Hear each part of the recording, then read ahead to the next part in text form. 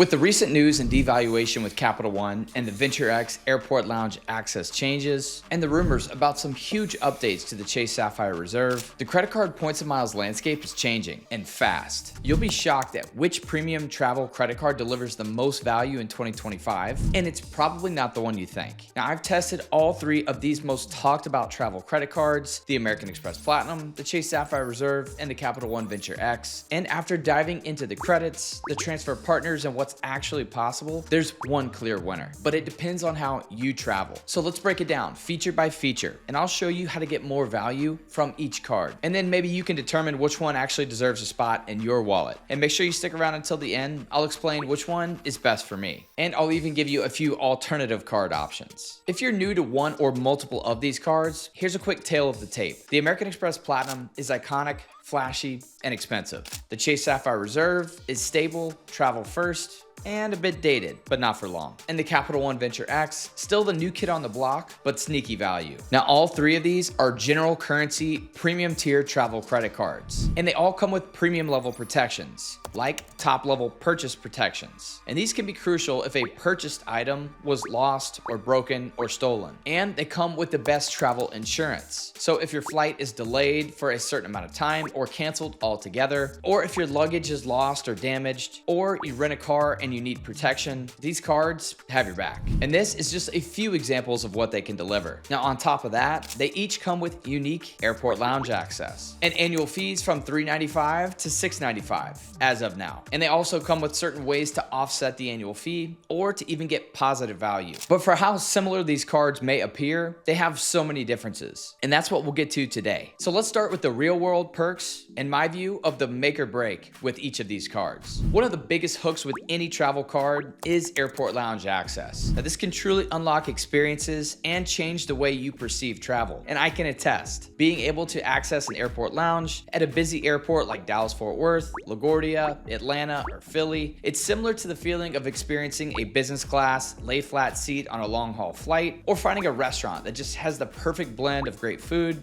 service, and music. Now, these aren't the airport lounges from yesteryear. We're talking craft cocktails, made to order food, and spa services. And these three cards, well, they deliver. The American Express Platinum gets you American Express Centurion Lounge access, 15 lounge locations in the US and more abroad. Plus, you also get access to Delta Sky Clubs when flying on Delta and Priority Pass Select, which even gets you one visit to a Chase Sapphire Lounge per year. And the Priority Pass network is a huge perk when traveling internationally, over 1,000 locations around the globe. But due to the popularity of American Express lounges and the fact that the Platinum has been around so much longer than these other cards, plus the Centurion lounges have been out longer than Chase or Capital One lounges, the lines are just so long and the quality isn't quite there, especially when you compare it to the Chase and the Capital One lounges. But American Express set the bar for the others to try to top, so I think we'll see American Express again raise the bar and make some moves here again soon. Now, with Chase and the Sapphire Reserve, you get Priority Pass Select lounge access, including unlimited access for the primary cardholder and up to 2 guests. And this also includes unlimited access to the Chase Sapphire lounges. And these lounges are absolutely beautiful, my favorite lounges based on the aesthetic, and these Sapphire lounges are a growing network,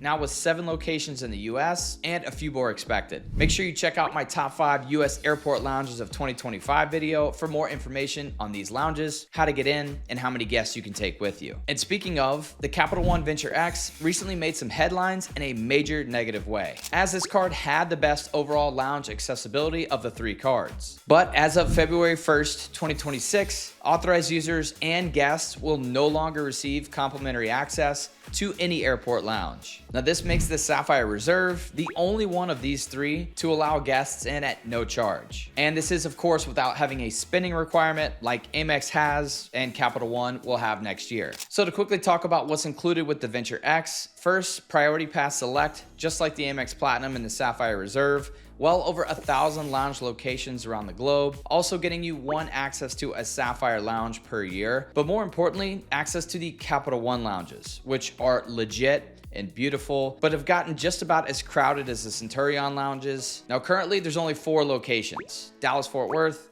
Denver, Dulles, and Vegas. A few additional locations in the works, and a few Capital One landings coming as well. Again, check out my top US airport lounges of 2025 video, if you want to see my thoughts on all these lounges and how to get in. And for the negative piece of news with Capital One and the Venture X, starting February 1st of 2026, authorized users will now have to pay $125 per year to be able to access the airport lounge network, that being Priority Pass, Plaza Premium, and the Capital One lounges. And this is, of course, only if the authorized users want to access airport lounges. If they do not choose to access the airport lounges, they don't need to pay that $125 per year. Now, all three cards come with travel credits, and this is twofold. First, it's a great way to reduce, neutralize, or even get positive value from the annual fee. Second, they're meant to elevate your overall travel experience, while also getting you thinking of that card when it comes to anything travel. These banks are smart. They aren't doing it out of the grace of their heart. They want their card ingrained into your travel purchase workflow. And there's a clear winner here, but it depends on your level of expertise. Almost like a video game. Do you want it to be on easy, medium, or hard mode? The Chase Sapphire Reserve puts it on easy mode. Spend on the card for anything travel, flights, hotels, rideshare, trains, and your first $300 is covered by the travel credit. From there, you earn 3x for any travel spend outside of the Chase Travel Portal. Even greater earning for spending within the Chase Portal. Now, this may change with the rumors about the Sapphire Reserve and the increase in the annual fee and the introduction of the American Express style credits, but we'll have to save that for another day and talk about the current version of the card. For the medium difficulty, meet the Capital One Venture X. Same travel credit as the Chase Sapphire Reserve at $300 annually, but not for all things travel. You can't simply use the Venture X for an Uber ride or a flight booked direct with the airline and get the credit applied. For this credit to work, the travel has to be purchased in the Capital One travel portal. Now, this can be for flights, hotels, rental cars, vacation rentals, and this credit is applied at checkout. So it's more of a coupon than it is an actual credit. And this may be easy for some, but does require some additional steps. Plus, there's a few caveats that we'll get to here shortly. And last, for hard difficulty mode, the American Express Platinum. Now, the reason this is the hardest level of difficulty, first, it's split up over multiple credits. One for hotels at $200 annually booked in the Amex Travel Portal, specifically with a hotel collection and the fine hotels and resorts properties. So it's basically 2 additional steps compared to the Sapphire Reserve, 1 additional step compared to the Venture X, since we're talking specific properties in a specific portal, and that's just the hotel credit. So next is the $200 airline incidentals credit. And this is with one specific selected airline whenever you first activate the Platinum card, and then can be modified each calendar year. And it's described as an incidentals credit, meaning things like seat upgrades, check bag fees. So if you upgrade your fare with Southwest, or now having to pay for bags with Southwest, you could have those purchases credited. But this credit can also cover taxes and fees with point or mile redemptions. So here's my specific example of how I've used this credit here recently. I'm using some specific Southwest points to redeem to take my family down to Mexico in a few weeks. But even using points, there's still roughly $40 in taxes and fees per ticket for those Southwest flights to Mexico. So I use my Amex Platinum card to pay those taxes and fees. I get 5 points per dollar for the flights booked direct. Then I received $155 back as a statement credit. Now, there's other methods that can be used like gift cards and such, but I don't have personal experience with those methods, and my whole game is to speak from my experiences. So speaking of my experiences, let's talk hotel credits. As I recently used my $200 hotel credit from my American Express Platinum, so Amex gives you a $200 credit each year through fine hotels and resorts or hotel collection properties. Now, there's some pros and cons to this credit. The main negative is having to book in the Amex Travel Portal and filter down to hotel collection or FHR properties. Now, typically these are more expensive hotels, especially in the US, but now for the positives. First, you get 5 points per dollar, even on the portion where you receive the statement credit back. Now next, there's a number of Hilton or Marriott hotels within these collections, and you can add your Marriott Bonvoy or your Hilton Honors loyalty number. And this allows you to earn elite nights and points. Plus, you can actually stack some of the benefits. Since my Bonvoy Titanium status gets me free breakfast for 2, plus the fine hotels and resorts or hotel collection comes with free breakfast for 2. And this is great at places like the JW Marriott Orlando Grand Lakes, where I just took my family, since they were really strict with the breakfast benefit and that being limited to 2 people. Now, within the Capital One and Chase Travel portals, you can enter your hotel loyalty number or call and have it added to the reservation. But the way the credits operate, if you use it for a hotel, it's essentially like a discount on the room rate. So you don't earn any Chase points or Capital One miles. Now, in total, Capital One and Chase offer a $300 travel credit, whereas Amex offers $400 between the 2 credits, the airline incidentals and the hotel hotel credit. Now for the earning power with each of these cards, the American Express Platinum earns 5x on flights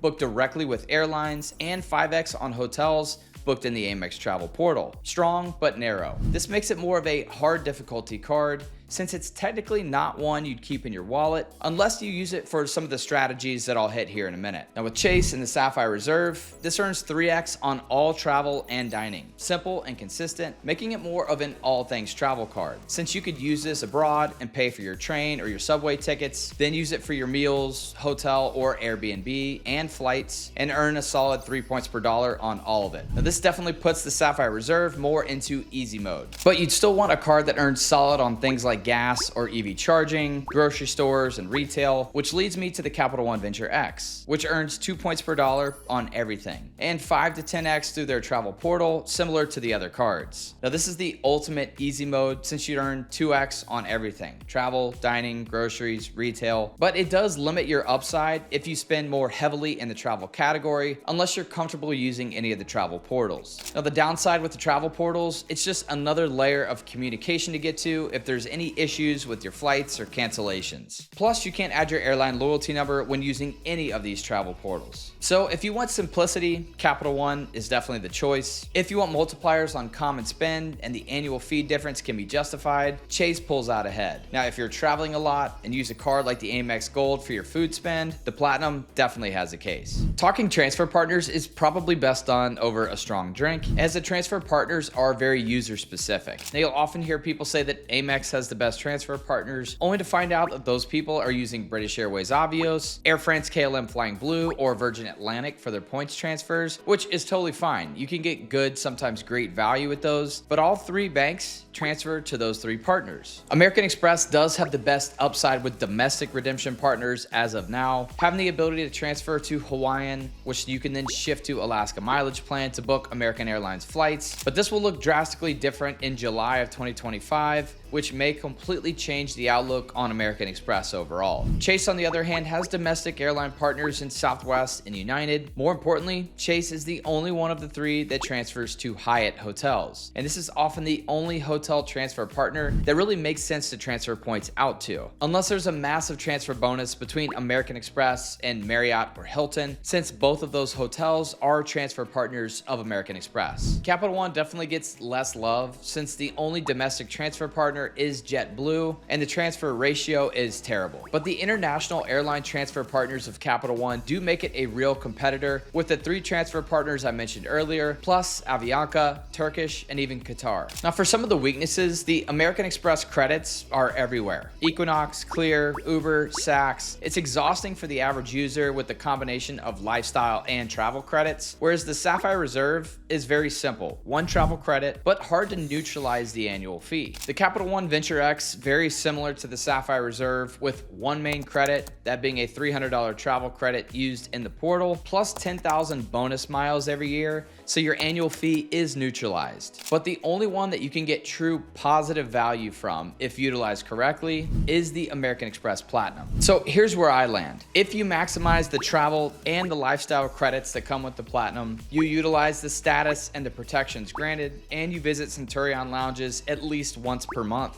And if you can leverage Rakuten and Amex offers to get more consistent use out of the card, then the Amex Platinum is for you. But if you want ease of use, great travel value, and access to Hyatt, go with the Sapphire Reserve. Now, similar to the Amex Platinum, you could leverage Chase offers to get more use out of the Sapphire Reserve on a regular basis. But if you want a net neutral annual fee, simple value card, the Capital One Venture X is a quiet assassin, especially for families and beginners, even though we are seeing some devaluation with the airport lounge access starting in 2026. Now, Capital One often has some of the best card-specific offers of any bank. So you can leverage Capital One offers to fully maximize the Venture X and get positive value. And if you really want to maximize the points game, consider using two of these cards to cover more categories and get the best of both worlds and more lounge access. Now, the real answer to which travel card is best in 2025, well, it depends on how you travel. how you redeem, and how much bandwidth you want to spend managing credits and benefits and lounge access. But for me, the Amex Platinum and the Venture X are staples in the wallet. And if you want to see why I don't have the Sapphire Reserve, check out this video here. Or for my top 5 US airport lounges of 2025 and how to get in, check out this video here. And I'll see you there.